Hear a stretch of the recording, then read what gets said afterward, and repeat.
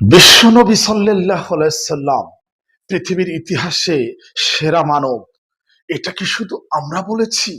Michael এইস heart একজন খ্রিস্টান American লেখক।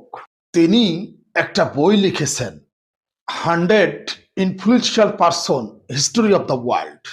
পৃথিবীর ইতিহাসে যারা মানব সভ্যতার ইতিহাসে প্রভাব ফেলেছে এমন 100 জনকে নিয়ে তিনি এই বইটি লিখেছেন। মনে রাখতে হবে, এই মাইকেল এইস হার্ট উনি কিন্তু খ্রিস্টান। এই বইতে তিনি প্রথমে রেখেছেন বিশ্বনবী রাসূল সাল্লাল্লাহু আলাইহি সাল্লামকে, দ্বিতীয় স্থানে রেখেছেন নিউটনকে। এভাবে তিনি সিরিয়ালে 100 জন মনীষীর নাম উল্লেখ করেছেন।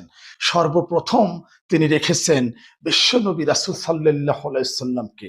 আপনি কি কল্পনা করতে পারছেন, একজন খ্রিস্টান লেখক প্রথমে যে নামটি লিখেছেন তিনি হচ্ছেন বিশ্বনবী রাসূল সাল্লাল্লাহু আলাইহি সাল্লাম।